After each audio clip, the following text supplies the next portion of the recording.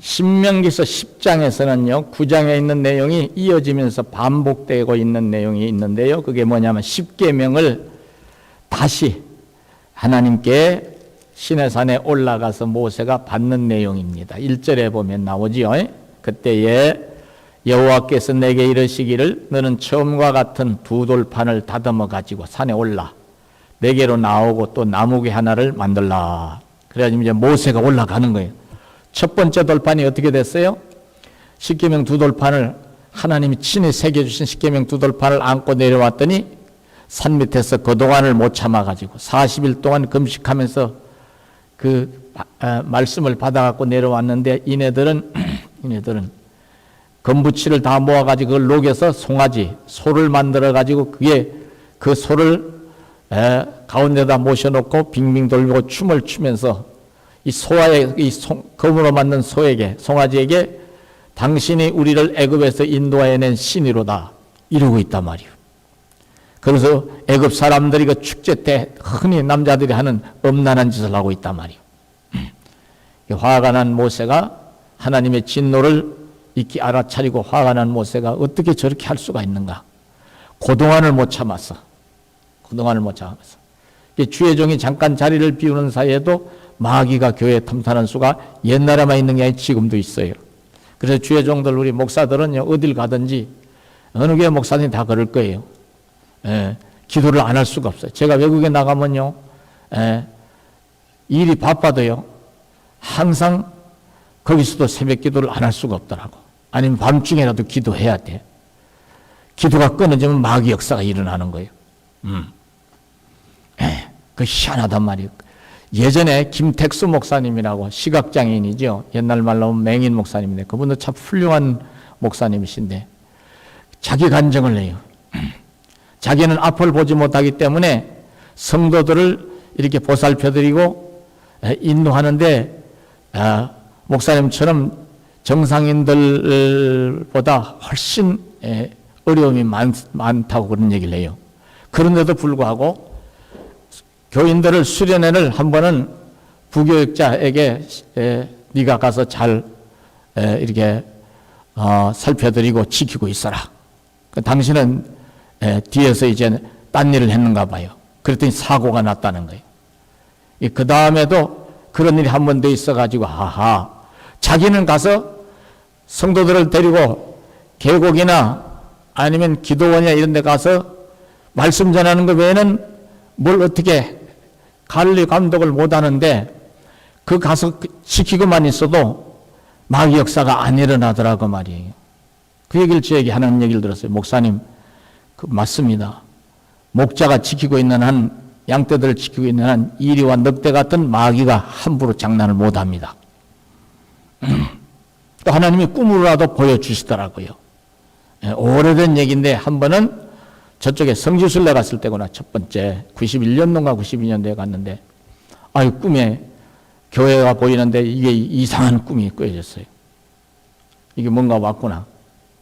그게 어째 해가지고 통화가 됐는데 물어보니까 이 교회 안에서 조금 무슨 일이 있다고 그래요.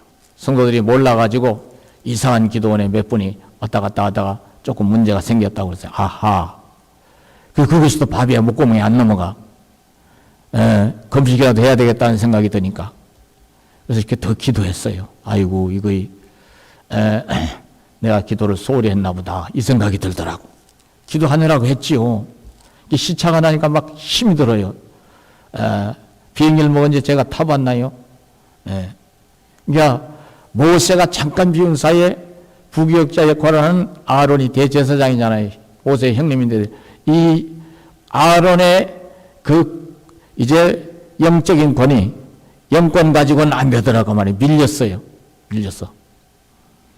그래서 모세가 너무 이제 화가 나서 또 하나님 진노하신 것을 알고 던져서 깨트려 버려.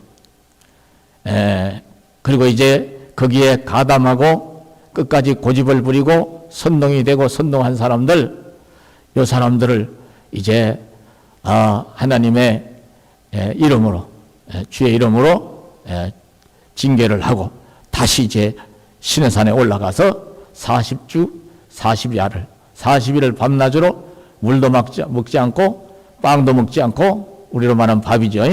밥도 먹지 않고 금식하면서 말씀을 받는 거예요. 이게 첫 번째로 40일 금식을 했는데 80이 넘은 노인네가 40일 금식 기도하면서 말씀을 받아왔는데 그 말씀이 이스라엘 백성들의 뭐가 된 거예요? 따라서 말씀이 복이 되고 생명이 되는 말씀인데 이 엉뚱한 짓을 하니 모세가 한 번 더 고생을 하는 거예요. 하나님이 이스라엘 백성들을 싹 다 죽이고 모세를 다시 이제 부인과 아기를 놓게 해서 세월이 1000년이 지나가든 2000년이 지나가든 생육학 번성에서 다시 거룩한 백성을 만들겠노라고 하나님이 선언하실 때 모세가 뭐합니까? 엎드려서 중복기도 하는 거예요. 저들의 죄를 용서해 주시고 이방인들이 다 비웃을 겁니다. 이스라엘의 하나님이 당신의 택한 백성들을 광야로 끌고 나와서 싹 다 죽였다고 그렇게 소문이 나기가 쉽습니다. 사람 말은 이렇게 한 달이 건너가면 달라지고 인간이 지 입맛대로 막 없는 말도 지어내서 만들잖아요. 하나님이 이스라엘 백성들을 죽이시려고 광야로 데리고 나오신 게 아니지요. 어떻게 하려고?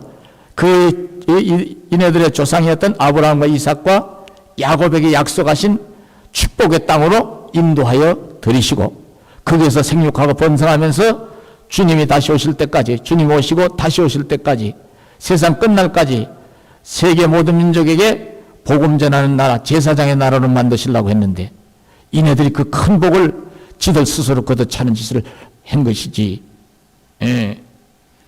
그래서 모세가 그렇게 기도하는 것을 받으시고 또 하나님은 그런 기도를 이제 하게 하시는 거죠. 그리고 용서해 주시기 위해서 따라서 기도를 시키시는 것은 용서해 주시고 좋은 것 주시고 은혜 주시려고. 할렐루야. 잘못이 있을지라도 회개할 때는 하나님 길을 열어주세요. 따라서 변명하면 아담과 하와는 변명하니까 쫓겨나. 그죠? 가인이 자기 동생을 쳐 죽이고 몰래 안매장을 했잖아요. 몰래 묻어버렸어. 변명을 하니까 거짓말을 하니까 어떻게 했어요? 불행의 여정이 시작되는 거예요. 저주받은 인생이 되는 거예요. 이 회개가 우리 기독교 신앙에서는 굉장히 중요한 거예요. 이렇게 시내산에 올라서 말씀을 받는데 이것을 받아가지고 궤에 넣으라고 그래. 그 궤가 법궤요. 말씀을 담은 상자란 뜻이요. 이게 시띠나무, 조각목이라고도 해, 한문으로. 이 시띠나무는 우리말로 다시 쉽게 번역을 하면 아카시아나무하고 비슷해서 아카시아로 번역이 돼요. 사막에서 자라는 이제 1년에 1cm도 안 자랄 거야, 아마. 물 없는 데서도 생명을 부지하는 아주 모양새가 없는 그런 나무예요. 그런데 이 나무가요, 특징이 있어요. 제목으로 쓰기는 어려운데 잘 썩지를 않아요. 잘 썩지를 않아요. 목질이 단단해요. 이거를 잘 다듬어 가지고 궤짝을 만들어서 그걸 금으로 입혀가지고 그 안에다가 이 십계명 두 돌판을 넣어라. 출애굽기에서 보면요, 이 십계명 두 돌판 외에 두 가지가 더 들어가. 만나를 담은 금항아리. 그 다음에 뭐가 들어가죠? 아론의 쌍난 지팡이. 이 말씀은 십계명 두 돌판에 새겨진 말씀은 따라서요, 성부 하나님, 하나님은 말씀의 하나님이시잖아요. 두 번째, 만나를 담은 금항아리는 장차 오실, 구약시대로 보면 장차 오실 생명의 떡으로 오실 예수님. 따라서 성자 하나님, 하나님 본체시니까요. 아론의 쌍난 지팡이는요, 아론이 하나님의 제사장으로서, 모세와 아론이 이제 모세는 이스라엘 전체 백성의 지도자고 아론은 대제사장으로서 두 사람이 이스라엘 백성들을 이끌 지도자를 하나님 세웠는데 밑에 있는 두령들이 일부가 반역이 일어나. 야, 모세만 지도자냐? 아론만 지도자냐? 우리도 하면 되지. 우리도 은혜 받은 사람인데. 그래가지고 한글을 할 때 하나님이 누가 하나님이 세우신 진짜 지도자인가를 알게 하기 위해서 각 지파의 두령들에게 두령들을 상징하는 지팡이를 다 하나씩 갖고 오라고 그래. 근데 나중에 해막 안에 들어가서 보니까 누구의 지팡이에 싹이 나서 아론의 지팡이만 싹이 난 거예요. 싹이 나고 줄기가 올라가면서 꽃이 피고 열매가 맺어진 거예요. 그건 뭐라는 거예요? 죽은 나무에 꽃이 피고 열매가 맺어진다는 것은 따라서 성령의 역사가 아니고서는 성령의 역사예요. 성령의 역사. 성령의 역사는 죽은 자를 살리고 없는 것을 있는 것 같이 부르시고 기적을 불러오시고 은사로도 역사하시는 거예요. 할렐루야. 이게 성령 하나님을 나타낸 거예요. 이게 성부, 성자, 성령이 하나님은 한 개짝 안에 들어있는 것처럼 따라서 세 분이 한 분이신 하나님, 이걸 그래서 이제 조직신학, 교리학에서는요 삼위일체 하나님 이렇게 얘기하는 거예요. 그런데 세 분이 한 분이라는 말은 하나님이 육신을 쓰시고 이 땅에 오실 때에는 예수 그리스도로 오시는 거예요. 아들 된 자로 오시는 거예요. 가시면서 다시 성령을 이 땅에 보내실 때는 따라서 영으로 임재하셔서 언제까지 우리 심령 속에 우리 교회 한가운데 계셔 주시겠다고, 언제까지? 따라서 세상 끝날까지 내가 너희와 항상 함께 있으려 하신 것은 성령의 역사를 함께 하시는 것인 줄로 믿으시기 바랍니다. 그러니까 우리는요 혼자 있어도 혼자가 아니에요. 따라서 성령이 내 속에서 내주하시고 우리 교회 예배 가운데 기도 가운데 함께 하시고, 할렐루야. 그 성령님은 바로 하나님, 영으로 임재하신 하나님이에요. 그러니까 항상 내 곁에는, 사람은 내 곁에 있다가 떠나가, 그죠? 내외지가는 앞서거니 뒤서거니 가잖아요, 그죠? 이 인간은요 사람만 쳐다보고 살면요 고독에, 나이가 들어서 고독에 푹 빠질 수밖에 없어. 잠겨 눈물이 날 수밖에 없어. 찬바람에 낙엽 떨어지는 것만 봐도 눈물이 나는 거예요. 그러나 주님이 나와 함께 계신 걸 항상 믿고 살면은요, 겨울이 와도 따라서요, 계절이 바뀌어도 사람이 내 곁에 없어도 우리는 주님을 의지하고 사는 한은 나 어느 곳에 있든지 늘 마음이 편하다. 할렐루야. 그리고 이제 떠나간 사람을 생각할 땐 독백을 쓰는, 어떤 제가 그래, 죽은 사님 잘 가셨어요. 많이 편찮으시고 가셔서 내가 마음이 아팠는데 천국이 살만하지요. 다시 오라면 이 땅에 다시 안 오겠지요. 주님에게 말씀 좀 잘 드려주세요. 우리 교회에 은혜 좀 많이 주시라고. 가난한 교인들, 연약한 교인들 많은데 어떨 땐 독백을 내. 주 안에 있으니까 그런 독백을 하니까 마음이 편해. 어떤 생각이, 그 후손들이 어떨 땐 생각이 나요. 떠나가서 자식들 얘기 한 사람도 안 나오잖아. 아버지 아직도 안 믿는 자식 있으면 예수 믿게 하시고, 믿는 자식은 더 잘 믿게 하시고. 할렐루야. 여러분들이 교회를 다닌다는 것은요, 목사가 날마다 축복기도 하는 그 축복 속에 살아간다는 의미예요. 이게 얼마나 큰 행복인지를 아셔야 돼. 이게 행복이라는 단어가 나오는데, 따라서 나는 복을 받은 사람이다. 믿으시기 바랍니다. 복 받은 사람이에요. 저는 기도의 효능이 얼마나 큰가를 나이가 들어서 교육자가 돼서 알았어요. 저희 할머니가 저를 위해서 기도하는 그 세 마디 기도예요. 우리 손주는 잘 먹고 잘 놀고 잘 자고 훌륭한 사람 되게 해주세요. 네 마디구나, 네 마디. 잘 먹고 잘 놀고 잘 자고 훌륭한 사람 되게 해달라고. 근데 심리학자들은요, 그렇게 잘 먹고 잘 놀고 잘 자게 어릴 때 해주고, 잘 그렇게 해야 제대로 인성이 다듬어지고 뭐가 안 나지 않고 훌륭한 사람이 된다는 얘기를 해. 현대 심리학자들은. 우리 할머니가 뭐 심리학을 했겠어? 학교 문득에도 못 가보셨겠지? 옛날 해서봐야 한항이나 하셨겠지, 일제시대니까.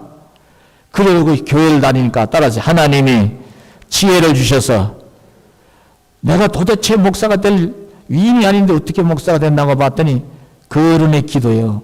여러분의 기도가 여러분 손주 때, 후손 때까지 쭉 축복으로 이어질 줄로 믿으시기 바랍니다. 더군다나 목사가 기도를 해주는 게 이게 큰 거예요. 모세가 중복기도 하니까 이스라엘 백성들이 다 몰살당할 지경에서 살아나는 것처럼, 이게 얼마나 큰 거예요. 지난주에 축복하고 저주하지 말라고 그랬죠? 여러분들도 미운 사람이라도 떡 한 개 더 주는 심정으로 따라서 축복을 해주고, 좀 기다리시면 변화의 새 사람도 되는 거예요. 사울이 변해서 바울 사도가 된 것처럼. 할렐루야. 여기 이렇게 해서 이제 괴에다 담으라. 그 괴에다 담아서 옮겨갈 때는 마차나 이런 데서 실으면 안 돼. 하나님의 거룩한 성물이 들어있기 때문에, 하나님을 상징하는 세 가지 성물이 들어있기 때문에, 그래서 항상 이 법궤는 제사장들이 어깨에 메고 이동을 하는 거예요. 요단강을 건너갈 때도 어깨에 메고 이동을 해. 다윗 시대에 이것을 마차에 실어갖고 옮기려고 하다가 소가 놀라가지고 벌떡 뛰니까 사람들이 와글와글하고 소리를 지르는데, 그걸 웃사가 그걸 붙잡으려고 하다 그 자리에서 죽지요. 하나님 진노를 써서. 그래서 나중에 다윗이 이것을 깨닫고 성경을 깨닫고서 이제 제사장들로 하여금 매게 하는 거예요. 레위 지파 사람들은 다 제사장이 되잖아. 흠이 없는 사람들은. 이제 하나님의 세계는, 따라서요, 하나님의 세계는 섬기는 법도가 있고 그 법도대로 섬겨야 되는 줄로 아시기 바랍니다. 네 멋대로 내 멋대로 믿는 신앙은 하나님과 상관없는 거예요. 우리는 말씀대로 믿어야 되는 거예요. 산에서 내려와서 이제 그 명령대로 했더라 하는 것이 5절에 나와요. 그 다음에 이제 막간에 6절에서 보면은요, 아론의 모세의 친형이면서 아론, 이 대제사장이었던 아론의 죽음에 대한 이야기가 6절에 보면 나와요. 이스라엘 자손이 부에롯 버네야 아간에서 길을 떠나 모세라에 이르러 아론이 거기 죽어 장사되었고 그의 아들 엘르아살이 그를 이어 제사장 직임을 행하였으며, 민수기서의 20장에 가서 23절 29절 내용이에요. 이게요. 모세는요, 모세는 자기 친형, 그 다음에 누나 미리암이 있었죠. 그렇죠? 미리암이 있었어요. 그런데 이 모세 친형이면서 하나님이 이 아론을 대제사장으로 임명을 해요. 최초의 대제사장이에요. 인류 최초의 대제사장. 그런데 이도 이제 세월이 가고 나이가 먹고 사명이 끝나니까 이제 하나님 품으로 가는 거죠. 여기 나오는 이 내용이 이미 나온 거라 여러분들이 다 참고했어요. 민수기 20장에서. 거기서는 호로산에 올라 호로산에서 그 제사장을 상징하는 겉옷을 벗겨서 아들에게 입혀주게 하고, 아론은 거기서 세상을 떠나가. 그리고 이제 백성들이 인의를 위해서 한 달 30일 동안을 뭘 한다고? 30일 동안을 애곡을 내. 근데 예수 믿는 사람은 가족이 죽어도 울면 안 된다고 어떤 사람이 그런 얘기를 하는 사람을 봤어요. 그거 아니라고. 막 울면 뭐라고 하는 사람이 있어요. 귀신들 달라붙는다고. 그건 미신적 사고를 가지면 안 돼요. 사람이 죽었는데 안 울기 왜 안 울어? 잠시 이별도 슬픈 거지. 상관없어요. 지옥에 갔을 까봐 우는 게 아니잖아요. 그죠? 정의라고 하는 게, 우리 인간에게 정의라고 하는 게 얼마나 큰 거예요. 그 위대한 지도자 아론이 잠시 백성들에 밀려서 송아지 우상 만드는 일에 단호하게 반대해서 하지고 다스리지 못한 허물도 있지만은, 그래도 하나님 명을 따라서 이네들을 광야로 이끌어낸 지도자 중에 하나잖아. 이 백성들이 그 정과 그 사랑과 그 큰 자리를, 비고나니까 큰 자리가, 그 자리가 얼마나 큰가를 알아서 30일을 애국을 했더라고 말이에요. 여러분들 가족이나 특히나 어른들이나 배우자가 세상을 떠날 때요, 이게 사람이요 슬프고 힘든 건요, 시큰 눈물 나면 울어야 돼요. 그게 정신건강에 좋다고 그래요. 정신과학자들을요. 두 번째는 누군가에게 아픈 마음을 얘기해야 돼. 또 얘기할 때는 여러분이 듣는 입장이면 따라서요, 공감해주고 들어주고 공감해주고 이래라 저래라 하지 말고, 들어만 줘도요 많이 해소가 돼요. 위로하는 자리에 있어야 돼요. 자꾸 책임감을 심어 넣어주려고 그러지 말라. 모를 땐 저도 그랬어요. 그래도 애들 생각해서 살아야지. 누가 모르냐? 저한테는요, 아버지 돌아가시고 나니까요, 네가 엄마를 잘 모시고 동생들 잘 돌보고 네가 어찌하든 잘해야 된다. 죽겠어. 그러지 않아도 힘든데 그 소리만 해. 차라리 네가 얼마나 힘들겠냐, 심적으로. 그래도 세월이 가면은 또 살아나는 역사가 있으니까, 살아내는 역사가 있으니까 네가 힘내라. 우리가 응원해 줄게. 거기까지만 얘기했으면 얼마나 좋아. 그잖아요. 아무도 나는 힘들어 죽겠는데, 보이지 않는 짐 때문에 그런 소리 한 사람이면서 결국 내 스스로 뻥 하고 나가 떨어져 버리고 말았어요. 교회 안 다닐 때 얘기예요. 목사가 돼서 보니까 남이라도 남의 교회 교인이라도 그런 걸 볼 때마다 제가 그래요. 얼마나 힘드시겠소. 어떤 분들은 아유 저 양반 혼자 견뎌내겠는데 의외로 잘 견뎌내는 분이 있고 저 사람 잘 견뎌내겠지 하는데 못 견뎌내는 사람이 있더라고. 그 못 견뎌내는 사람들은요 같이 있으면 줘도 그리고 그 사람이 하는 넋두리를 들어만 줘도요 많이 그 사람이 우울한 마음, 슬픈 마음, 아픈 마음이 이게 사그라들어 숲을 사그라들듯이 해소가 돼. 우리는 우는 자와 함께 울라고 말씀하셨으니 말씀대로 여러분이 살아가시기를 축원하겠습니다. 근데 우리는 참 무심하잖아요, 그죠? 나는 내가 손가락 하나만 아파도 펄펄 뛰면서 옆에 누가 죽었다 그러대요. 죽었네. 그걸로 끝나잖아요. 그리고 쉽게 하죠. 야, 그래도 죽은 사람이 불쌍하지 산 사람 어찌돼 살아나는 거예요. 그거는 그 사람이 없을 때 흔히 하는 말이지 그 사람 없어 그런 소리 하면 안 되는 거예요. 그 무식한 소리예요. 죽은 놈만 불쌍하다 이런 소리 하는 사람도 있더라고요. 와서 우리 집에 와서 그러더니 이 사람 죽은 정신만 불쌍해요. 산 사람은 살아가는 건 얘들이야 뭐 살아가지 뭐. 저 아주머니야 사는 거지 뭐. 아주머니 안 그래요. 그러지. 아론의 죽음에 대한 것이 나와서 애고구이라는 말이 나와서 이 말씀을 드리는 거예요. 그러니까 항상 그리고 이제 여러분 장례식장에 이런 데 하면 분위기가 밝아야 되는 건 아는데 정도 이상으로 깔깔대고 웃고 농담하고 거기서도 무슨 이상한 이렇게 막 자꾸 분위기를 장례식장 분위기는 좀 무겁잖아요. 밝게 하는 건 좋은데 그런 식으로 밝게 하려고 그러지 마라 이 말이에요.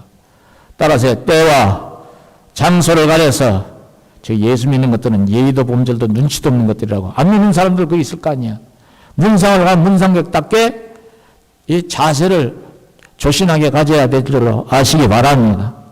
오히려 상주나 뭐 이게 상을 당한 가족들이 웃으면서 대해주고 뭐 이렇게 잘 대해주면은 거기에 맞춰서 그래도 말을 조심해 가면서 이렇게 하는 것이 좋지. 그래도 조심해야지. 근데 이렇게 아론이 죽어 이제 세상을 떠나고 그 아들 여기 엘르아살이 그를 이어 제사장의 직임을 행하였으며 주의 종은 그 아들이 또 이렇게 이어가는 게 이게 오늘날의 세습이라고 자꾸 얘기를 하는데 그건 잘못된 거예요. 또 거기를 떠나 굿고다에 이르고 굿고다를 떠나 엿바다에 이른 적 그 땅에는 시내가 많아서 물가로 이제 인도를 가는 거지요. 그렇게 해서 이제 레위 지파가 어떻게 이어가는가를 일러주고 여기 이제 본문이 들어가면은 12절을 한번 읽어봐요. 다 같이 시작. 이스라엘아, 내 하나님 여호와께서 내게 요구하시는 것이 무엇이냐? 곧 내 하나님 여호와를 경외하여 그의 모든 도를 행하고 그를 사랑하며 그 마음을 다하고 뜻을 다하여 내 하나님 여호와를 섬기고 그랬어요. 여기서 반복을 하죠. 반복을 해요. 어떻게 하라고? 이제 이 말씀을 이제 지나온 얘기를 하시면서 이스라엘 민족들, 이스라엘 백성들아 들으라 이 말이죠. 다시 하나님이 요구하시는 게 뭐냐? 하나님을 경외하고 그 모든 도를 행하고 그를 사랑하며 마음을 다하고 뜻을 다하여 하나님을 섬기고. 왜 이렇게 하라고? 13절에 답이 나와요. 한번 읽어봐요. 시작. 내가 오늘 내 행복을 위하여 내게 명하는 여호와의 명령과 규례를 지킬 것이 아니냐. 그러니까 하나님이 당신을 사랑하고 이스라엘 백성들에게 그 명령과 규례와 법도를 지키라는 것은 누구의 행복을 위하여? 나의 행복을 위하여. 따라서 나의 행복을 위하여. 이 세상 철학자들이나 또 행복을 연구하는 이제 학자들, 뭐 인류학자나 심리학자나 이런 분들이 행복에 대한 정의를 여러 가지로 내려주고 있어요. 행복에 대한 정의를. 행복의 의미를 사전적으로 말하면요, 생활에 만족하며 즐겁고 흐뭇하게 느끼는 감정이나 상태를 말한다. 행복은 이렇게 얘기를 해요. 생활에 만족해서 즐겁고 흐뭇하게 느끼는 감정이나 상태, 이게 행복이래요. 근데 성경에서는요, 따라서 말씀을 붙들고 믿음으로 사는 것이 행복의 지름길이다. 왜 그럴까? 하나님이 그렇게 사는 사람에게 날마다 은혜 주시고, 그럼 심령이 갈급해지질 않아. 물된 농산같이 돼. 날마다 함께 하시면서 하는 일에 따라서 범사에 복을 주시고, 범사에 복을 주시고, 또 크고 작은 인생의 고개턱을 마땅히 겪어야 할 고개턱이 있을 때마다, 고개턱 넘어가야 할 때마다 기도할 때마다 응답을 주시고, 따라서요, 높은 산이 변하여 평지가 되게 하시고, 그러니까 하나님 경외하고 그 말씀 붙들고 사는 것이 행복의 지름길이지. 그래서 시편 기자 다윗은 시편 23편에서 뭐라고 했어요? 여호와는 나의 목자시니 내게 부족함이 없으리로다. 하나님으로 만족할 수 있다, 그 얘기 아니에요. 왜? 하나님이 인도해 가시는 대로 따라가니까. 양들을 치는 목자들이 이제 저쪽 중동지에 가면 흔하게 볼 수 있는데요. 지금도요, 시리아나, 내전이라서 아무도 못 가지만 시리아 갔을 때 봤어요. 사막 한가운데 호텔이 있는데 새벽에, 저는 뭐 새벽기도 하는 버릇이 있으니까 시차가 얼마나 니까 일어나서 보니까 벌써 양을 치러 나왔더라고. 6시 좀 넘었는데 새벽기도 숙소에서 잠깐 하고 나왔는데, 아유, 새벽엔 추워요. 밤에는 무지하게 추워. 막 이렇게 뭐 볼러 같은 걸 쏘고 양들을 끌고 나와서 풀도 몇 폭이 없는 먹이더라고. 여러 군데 가서 이렇게 봤어요. 근데 양들은 목자가 목동이 이끄는 대로 가는 것이, 가기만 하면 넉 대나 이리한테 잡아먹힐 일도 없고, 항상 물가 아니면 풀밭으로 인도하니까 부족할 것이 없죠. 부족할 것이. 그렇죠? 그런 것처럼 우리는 영혼의 목자가 되시는 주님을 따라가는 생활, 따라서 해봐요. 말씀대로 살면은 그게 주님 따라가는 생활이거든. 그러면 영원한 목자장 되시는 주님 뜻대로 사는데 주님이 뭘 안 주시겠어? 항상 좋은 길로 따라서요, 축복의 길로, 은혜의 길로, 생명의 길로 인도하시니 부족할 것이 없지. 행복을 하나님 안에서 찾아야 진짜 행복한 사람이 되지, 하나님 밖에서 찾는다고 욕심을 부리고 눈을 벌겋게 해서 찾으러 댕겨봐야 무지개 쫓아가는 소년 이야기에, 그 동화 속에 나온 소년 이야기처럼 불행한 인생으로 끝나는 거예요. 행복은 잡지도 못하고. 행복을 내가 잡으려고 하면 안 돼. 따라서 행복은 주님이 주시는 것이기에 믿으시기 바랍니다. 말씀대로 살고 말씀 안에서 소원은 가지는 건데, 말씀을 넘어서 가면서까지 욕심을 부리면 안 되는 거예요. 그러고 아담과 하와가 에덴 동산에 부족할 것이 있어 없어? 없었어요. 생명나무의 열매 있지요. 생명수가 흐르지요. 늘 이제 두뇌가 살면서 애기 많이 놓고 살면서 하나님 찬송하고 그냥 살아가기만 하면 되는데, 선악을 알게 하는 나무의 열매를 그걸 똑 따먹어. 하나님과 똑같이 되고 싶은 허영심에 마귀가 와서 살살 꼬드기니까. 불행의 시발점은 따라서요, 말씀을 제껴놓고 마귀의 속살거리는 그 생각에 빠지거나 인간의 허영심에 우리가 욕심을 지나치게 부리는데, 이게 불행의 시발점이 되는 거예요. 자연스럽게 열심히 살다 보니 사장님도 되고 무슨 시장님도 되고, 권력의 자리로 말하면 대통령도 되는 것이지. 대통령을 되기 위해서 온갖 수단 방법을 다 동원을 해가지고 악랄한 그런 방법까지 써가지고 대통령이 되면 그 자리가요, 죽을 자리가 되고 그 자리가 불행한 자리가 되는 거예요. 우리는요, 인생을 사는 데 있어서 우리 예수쟁이들은 무엇이 되는 것보다 중요한 게, 따라서요, 말씀대로 사느냐 안 사느냐가 더 중요한 줄로 아시기 바랍니다. 어떻게 사느냐가 중요해요. 어떻게 사느냐, 무엇이 되는 것보다. 철이 없을 땐 저도 뭐가 돼야 행복한 줄 알았어. 뭐가 돼야, 사장이 돼야 행복하고 돈이 많아야 행복하고, 아니에요. 하나님 말씀대로 살면 물질도 있고, 하나님 필요하시면 목동인 다윗을 왕으로 세워서 쓰시기도 하고, 할렐루야. 하나님이 역사하시는 거예요. 이거를 까꼴로 뒤집어 놓으려고 그래. 잘 믿다가도 이래. 욕심이 발동을 해갖고. 욕심이 발동했다는 것은 마귀에게 속고 있다는 거예요. 여러분은 절대로 말씀으로 분별해서 사단에게 미혹당하는 일이 없으시기를 축원하겠습니다. 그래서 주님이 이렇게 이제 말씀을 하시면서 그 다음 절 이제 14절로부터 나오는 내용은 반복이에요. 이게 무슨 내용이냐 하면요. 하나님과 모든 하나님이 만드신 이 모든 전체 하늘과 땅과 그 위의 만물은 본래 하나님이 속한 것이다. 하나님 만드시고 하나님께 속한 것이대. 그러세요. 근데 누구에게 주셨다? 하나님께서 오직 내 조상들을 기뻐하시 그들을 사랑하사 그들의 후손인 너희를 만민 중에 택하셨으니 오늘과 같으니라. 가나안 땅도 주시잖아요. 그러므로 너희는 마음에 할례를 행하고 다시는 목을 곧게 하지 말라. 할례란 말은요, 껍질을 벗긴다는 뜻이에요. 마음에 할례를 하는데 마음의 껍질을 벗기는 거예요. 따라서 완고한 마음을 껍질 벗기듯이, 나무 껍질 벗기듯이 옷 벗겨내듯이 벗어버리고 어떤 마음을 가져라는 거예요. 따라서요, 말씀 앞에서 예하는 마음, 이게 마음의 할례예요. 원래 할례는 남자아이들이 태어나면 8일 만에 생식기 끝을 돌로 만든 칼로 이게 표피를, 그 가죽을 일부를 잘라내는 거잖아요.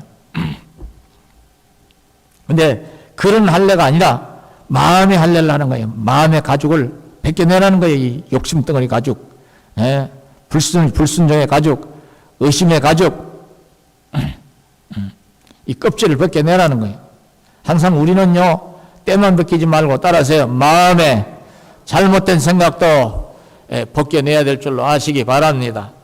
그래서 하나님이 이 말씀을 하시면서 복받을 일을 제시를 하시는 거잖아요. 그러면서 내가 어떤 하나님이냐 이 말이요. 너희 하나님 여호와는 신 가운데 신이시며 모세가 대언하죠. 주 가운데 주시오 크고 능하시며, 지금 17절 읽습니다. 두려우신 하나님이시라. 사람을 외모로 보지 아니하시며 뇌물을 받지 아니하시고. 18절 19절에 한번 읽어봐요. 시작. 고아와 과부를 위하여 정의를 행하시며 나그네를 사랑하여 그에게 떡과 옷을 주시나니 너희는 나그네를 사랑하라. 전에 너희도 애굽 땅에서 나그네 되었음이니라. 그러니까 하나님의 인애를 말하지. 하나님의 사랑. 따라서 하나님은 사랑이심이라. 이 당시에 가장 어느 사회든 그렇습니다만 사회적 약자층, 약자층이 뭐였느냐면 혼자 되신 여성분들, 그 다음에 고아들이었어요. 뭐 복지 시스템이 되어 있는 게 아니잖아요. 이 사람들은 함부로 하는 경향이 있었어요. 함부로 하는 경향. 저희 어릴 때만 해도 그런 게 있더라고요. 함부로 막 대하는. 지금은 그랬다면 큰일 나죠. 큰일 나요. 근데 지금도 그렇게 함부로 옛날 그 스타일로 함부로 하려고 하는 요런 정치인들도 있고, 요런 잘 나가는 사람들 중에 요런 못된 짓을 하는 요런 사람들이 들어 있긴 있어. 근데 그 저주받을 짓 하는 거예요. 나보다 힘없다고 막 두들겨 패고 가진 거 뺏고 불의한 짓을 하고 못된 짓을 하면요, 그 사람이 힘이 없어 대항 못하고 눈물만 쏟아 뭐냐, 하나님이 그 눈물을 닦으시기 위해서라도 반드시 때려잡아. 저주받을 짓이 뭐냐면 나보다 약한 사람을 못 살게 구누면 저주를 받아. 저주받아. 이네들이 눈물로 호소하는 것이 있으면 하나님은 고아와 과부의 기도를 물치지 않으신다고 그랬어. 근데 우리 교회도 그전에 어린애 지하실 교회 있을 때 이렇게 와서 청년들 여러 명 있으니 그 중에 제일 어린 애가 고아예요. 근데 얘는 무슨 문제가 있으면요, 몇 날 동안 막 울면서 기도를 해. 그러면요, 항상 기도 응답을 얘가 받아. 그러니까 주변에 있는 사람들이 그러더라고요. 쟤는 기도만 하면 응답받는다. 희한하다고. 그거는 쟤는 고아기 때문에 하나님 불쌍히 여기시는 거다. 기도도 많이 하지만 의지할 데가 없으니까 하나님 앞에 우는 거죠. 엄마 아빠가 있으면 엄마 아빠한테도 뭘 부탁을 하잖아. 그러니까 하나님밖에 없으니 하나님 엉엉 울어. 물론 제가 해결해 주는 것도 있었어요. 한 번은 직장에서 나왔는데 봉급을 안 준대. 봉급이 한 2달인가 밀려서 나왔는데 봉급을 안 준다는 거예요. 그쭉 쳐졌어. 걱정하지 말아라. 근데 그때 수요일 예배 때마다 우리 교회를 꼭 와서 예배 드리고 가는 형제가 하나 있었어요. 항상 정장을 하고 처음엔 뭐 하는 사람인지도 몰랐어요. 나중에 그러니까 세무서, 부천 세무서에 근무한대. 나한테 상담도 하고 늘 어려운 일 있으면 기도도 받고 그런 관계가 됐는데, 내가 그 친구한테 얘기를 했어요. 수요 예배 때 왔길래. 우리 아이 하나가 엄마 아빠도 없는데 형제도 시원찮고 그러는데 직장에서 일을 몇 달 했는데 돈을 그만뒀다고 돈을 안 주려고 그러고 자꾸 피를 잘렸는데 얘는 이게 없으면 못 사는데 네가 좀 해결을 해줘야 되겠다. 네가 좀 어떻게 해줄 수 있냐 그랬더니 그 얘기할 때 목사님 그 회사 이름하고 전화번호만 달려. 그 애 이름하고. 그 내가 얘한테 얘기를 했어요. 주라고. 근데 그 전화를 해가지고 사장 바꾸라고 해서 아무개 세무서에 우선 부서에 일하는 아무개인데 당신 왜 이 아이 봉급을 잘라먹고 안 주냐? 당신 그렇게 할 거냐? 그러니까 아유 아닙니다. 밑에 있는 사람들이 그걸 행정처리를 잘못한 것 같으면 죄송합니다. 그래가지고 그 다음날로 주더래. 그게 얘가 고하고 이 애가 뭐 제대로 배우지도 않은 어린애니까 그냥 힘으로 눌러려고 그러고 안 줘도 되는 줄 알았는데 잘못 건드렸거든. 내가 그런 적은 있어요. 그 아이가 너무 억울해서 그런 일을 한 거지. 백을 쓰려고 쓰니 그게 무슨 백이겠어요. 내가 야 가서 항의해도 되는데 네가 해결할 수 있냐? 쉽게 좀 전화 한 통으로도 해결할 수 있지 않느냐? 그랬더니 그래도 그가 전화 한 통만 하면 될 것 같다고. 그렇게 해서 해결이 됐어. 그거는 무슨 백을 잘못 쓴 게 아니잖아요. 그죠? 너도 열심히 공부해라. 사람은 배워서 힘을 길러야지. 사람이 할 때는 해야지. 근데 그 아이는 기도만 하면 역사가 일어나다. 그것도 기도하니까 또 사람이 연결된 거지. 그러니까 우리가 항상 예수를 믿고 하나님 주신 복이 있어도 잘 돼 나가도 주님이 인애의 주님 따라서 사랑해 하나님을 본받아서 우리도 인애의 사람이 되어야 될 줄로 아시기 바랍니다. 그것이 말씀대로 사는 거다. 풀어서 말씀하고 있는 거예요. 그렇게 살면은 어떤 사람이 된다? 행복한 사람. 따라서 행복한 사람. 행복한 사람. 그러니까 너희들도 나그네로 살아왔지 않느냐? 너희들도 고아처럼, 부모 없는 고아처럼 저 애굽 땅에서 바로의 북쪽 밑에서 고통받아 봤지 않느냐? 너희들도 가나안 땅에 들어가거든 그런 인애를 가지고 살아라. 그러면은 가나안 땅에 들어가서 너희가 번성하고 너희 후손 때까지 따라서 행복한 인생이 보장될 것이다 그 말이야. 할렐루야. 결론이 뭐예요? 행복의 비결은 어디에 있다? 한 번 더 하십시다. 하나님의 말씀을 순종하는 데 있다. 여러분들이 끝까지 말씀에 항상 주의하고 순종할 수 있기를 축원하겠습니다.